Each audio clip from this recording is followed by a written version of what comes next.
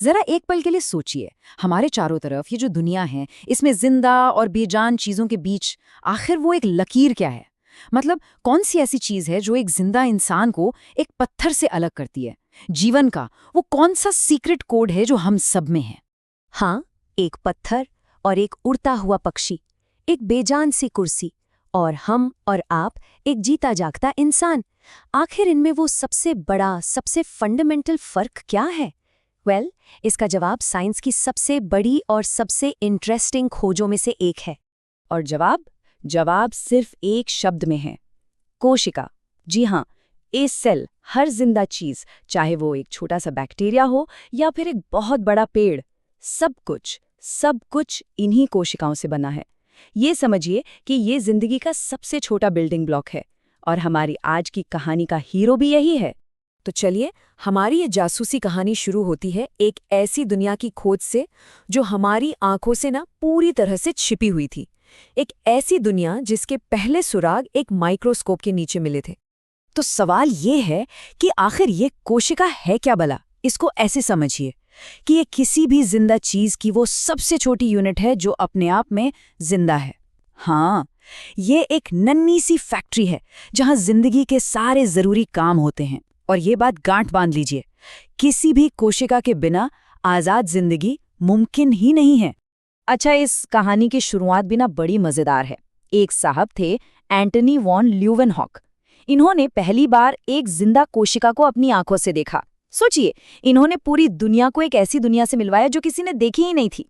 फिर कुछ साल बाद आए रॉबर्ट ब्राउन। उन्होंने कोशिका के और अंदर झांका और उसके कंट्रोल सेंटर, मतलब कि उसके न्यूक्लियस की खोज की। तो धीरे धीरे पहेली के टुकड़े जुड़ने लगे थे। तो देखिए, सुराग तो मिल रहे थे, लेकिन पूरी तस्वीर वो भी साफ नहीं थी।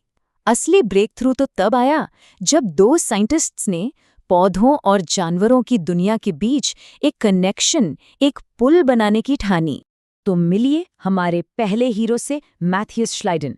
ये एक बॉटनिस्ट थे, मतलब इनकी दुनिया थी पेड़ पौधे। उन्होंने हजारों पौधों को स्टडी किया और एक ही नतीजे पर पहुंचे कि सब के सब कोशिकाओं से बने हैं। और दूसरी तरफ थे थियोडोर श्वान, एक जूलॉजिस्ट जो जानवरों की दुनिया में डूबे रहते थे। और कमाल की बात यह है कि उन्होंने भी ठीक यही बात जानवरों के लिए कही। श्वान ने एक और बड़ी इंटरेस्टिंग चीज नोट की कि पौधों की कोशिकाओं के बाहर एक मजबूत दीवार होती है जो जानवरों में नहीं मिलती। और बस, जब इन दोनों के आइडियाज मिले तो एक ऐसी थियरी सामने आई जिसने बायोलॉजी की दुनिया में तहलका मचा दिया। उन्होंने मिलकर कहा कि दुनिया के सारे जिंदा जीव, चाहे वो पौधे हों या जानवर, सब के सब कोशिकाओं और उनके बनाए प्रोडक्ट से ही बने होते हैं। ये उस जमाने में एक बिल्कुल ही रेवोल्यूशनरी विचार था। तो श्लाइडन और श्वान ने एक जबरदस्त थ्योरी तो दे दी थी, लेकिन उनकी कहानी में एक बहुत बड़ा लेकिन था, एक बहुत बड़ा झोल था, एक ऐसा सवाल जिसका जवाब उनके पास था ही नहीं। और यही सवाल इस पहेली का आखिरी टुकड़ा था। सवाल बहुत सीधा था कि भाई, अगर हर जिंदा चीज कोशिकाओं से बनी है, तो ये नई कोशिकाएं आती कहाँ से हैं? क्या ये मतलब हवा में से बस ऐसे ही पैदा हो जाती हैं? इस एक सवाल ने उस समय के बड़े बड़े साइंटिस्ट का सिर घुमा दिया था। और फिर साल 1855 में रुडोल्फ विर्शो नाम के एक साइंटिस्ट ने इस गुत्थी को हमेशा के लिए सुलझा दिया। उन्होंने सिर्फ 3 लैटिन शब्द कहे जो साइंस की हिस्ट्री में अमर हो गए। ओमनिस सेल्यूला ई सेल्यूला, जिसका सीधा सा मतलब है हर कोशिका एक पहले से मौजूद कोशिका से ही आती है। विर्शो की इस जबरदस्त खोज के बाद ही सेल थियरी यानी कोशिका सिद्धांत जाकर पूरा हुआ। तो आज हम इसे 2 सिंपल रूल्स में जानते हैं। रूल नंबर 1, सभी जिंदा जीव कोशिकाओं से बने हैं। और रूल नंबर 2, हर नई कोशिका एक पुरानी कोशिका के डिवाइड होने से ही बनती है। बस, ये बायोलॉजी के सबसे बेसिक, सबसे फंडामेंटल नियम है। लेकिन रुकिए, कहानी यहाँ खत्म नहीं हुई है। इस थियोरी ने एक और ही दुनिया के दरवाजे खोल दिए, और वो दुनिया थी खुद कोशिका के अंदर की एक रहस्यमयी दुनिया। और साइंटिस्ट ने पाया कि अरे, सारी कोशिकाएं तो एक जैसी होती ही नहीं है। देखा जाए तो जिंदगी के मोटे मोटे तौर पर 2 डिजाइन हैं। एक तरफ है सिंपल सी प्रोकैरियोटिक कोशिकाएं।